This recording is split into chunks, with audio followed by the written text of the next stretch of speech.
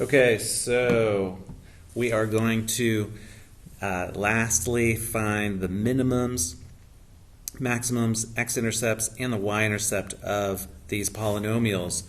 We're going to do it with our graphing calculator here.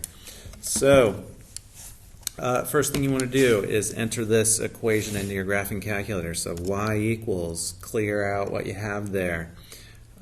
X to the fourth, remember we're going to use this caret button here to put in powers higher than 2. So we do x to the fourth, and then, ooh, I needed negative, didn't I? Clear that out. Negative x to the fourth plus 5x to the third. All right, and then we hit graph.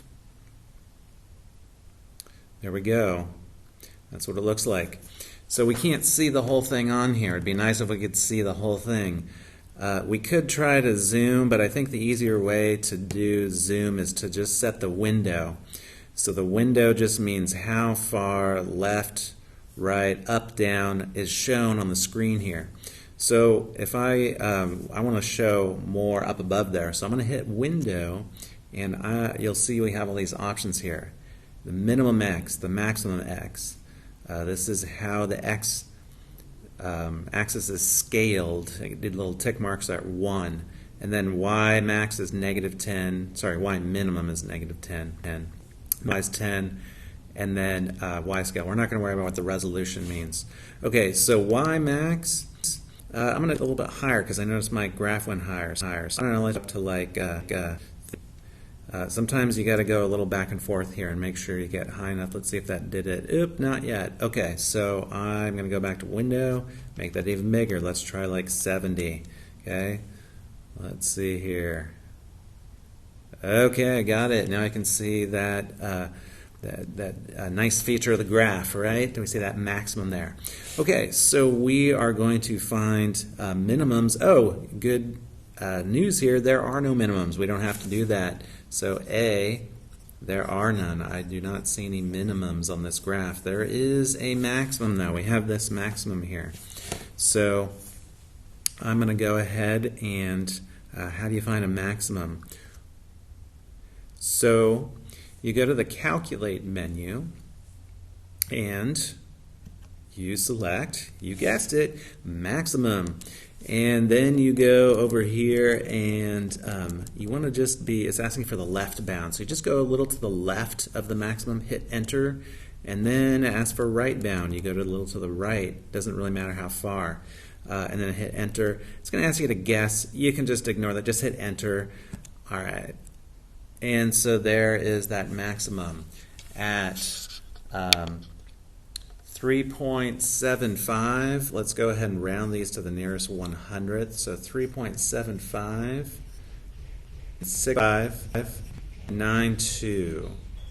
Okay, so that is where the maximum is.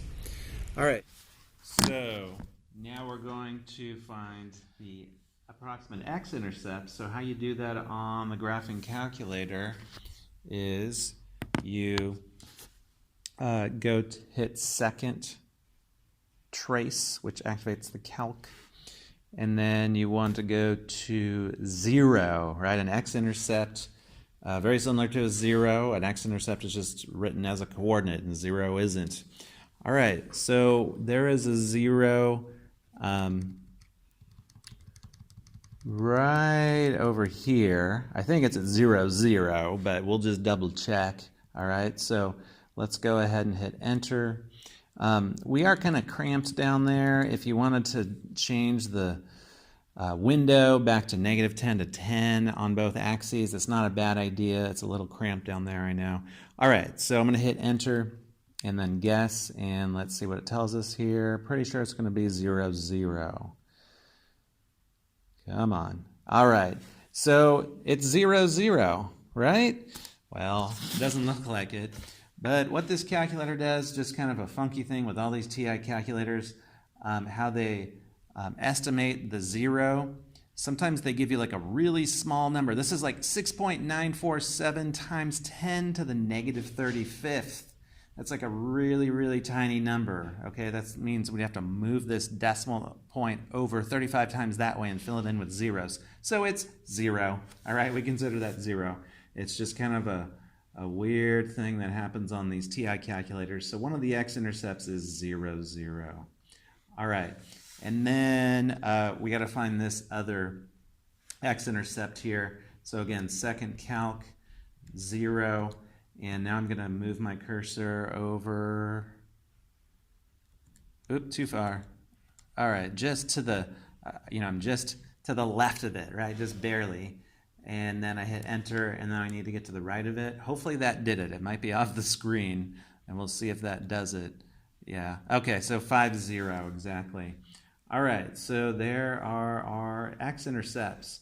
And then the y-intercept, how we could get that? Well, we already know it's 0, 0, all right? But how you would get a y-intercept for any function, what you can do is go to second calc, hit value, and then you just say, hey, when is x 0, right? That's where a y-intercept is when x is 0. So hit 0, and there you go. There's your y-intercept, 0, 0.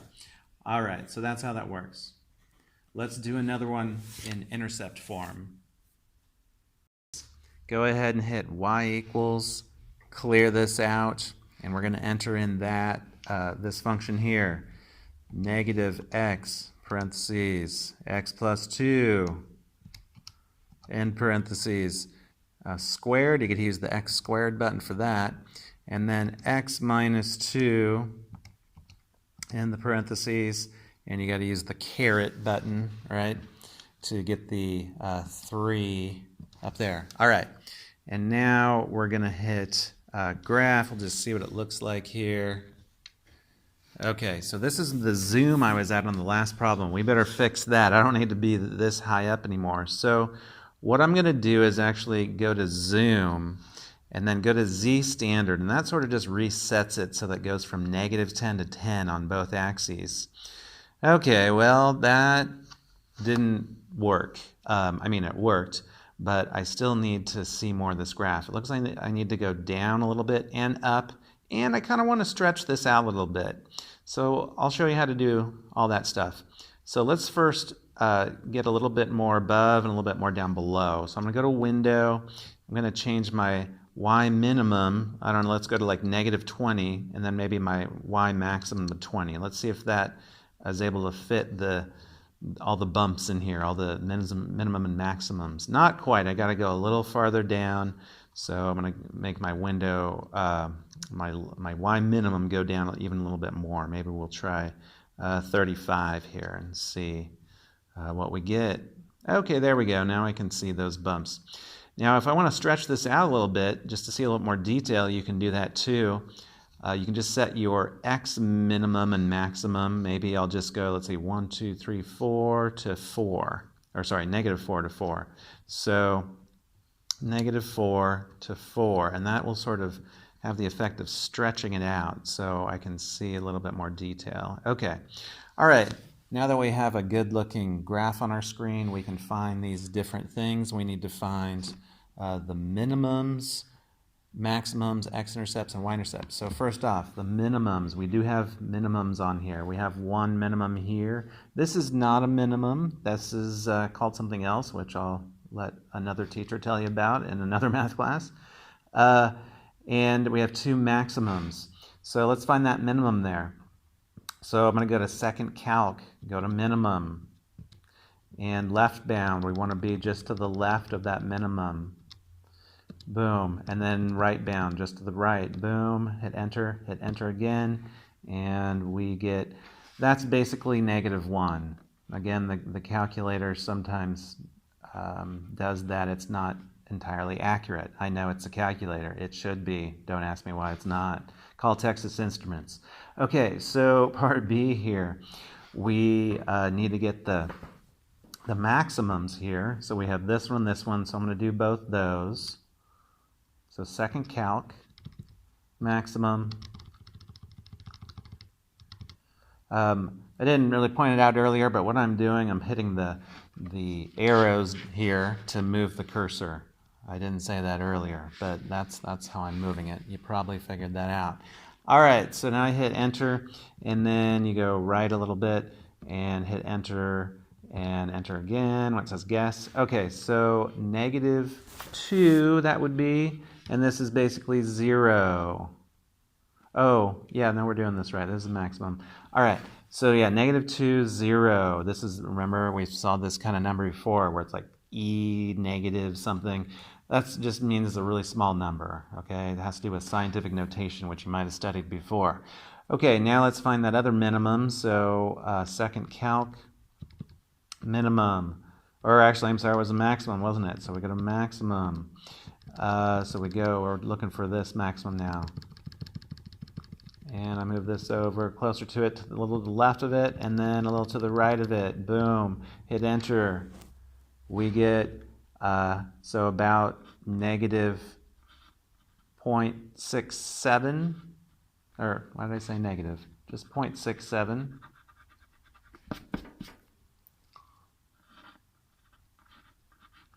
And then 11.28. Okay, we got the maximums. Now we need the x-intercept, I think, is next up on the menu. Yes, x. So to get an x-intercept, we go to second calc. And there's no x-intercept here, but a 0 is very similar to an x-intercept, right? So we're going to hit enter there. I did second calc. And then we want to move the cursor over. You might have to move it over a bunch first. Now, sometimes what can happen with this calculator, this might not happen with the more modern ones, but with these, the TI-84 Plus and the TI-84 Plus, there's kind of this issue that happens sometimes when we have a 0 that's formed by a graph that's tangent to the x-axis. Let's see if this happens here. So sometimes what happens is we get an error. Yeah, we did. Now, we know there has to be a 0 there because if we look at the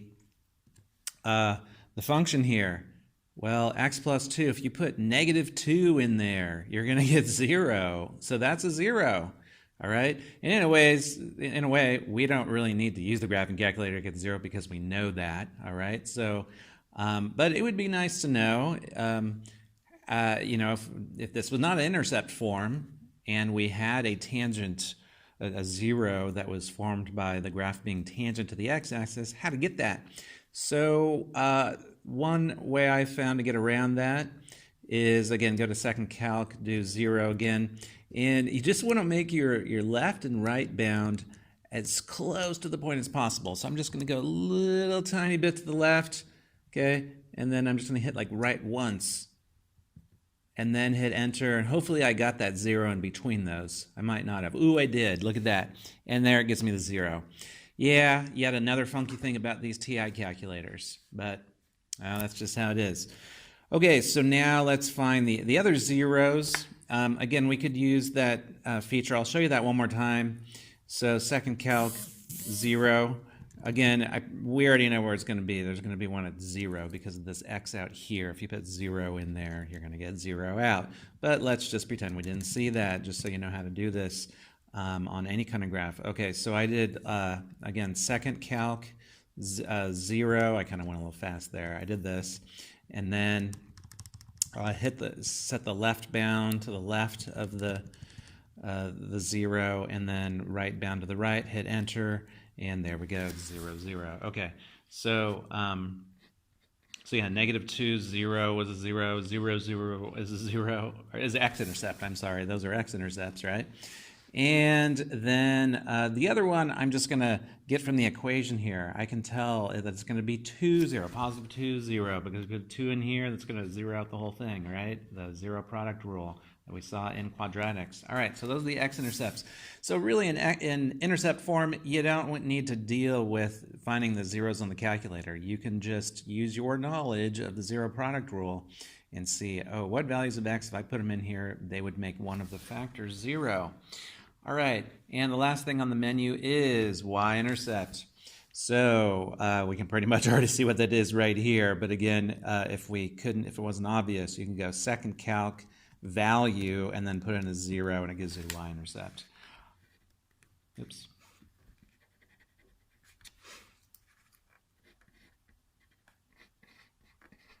And that is that.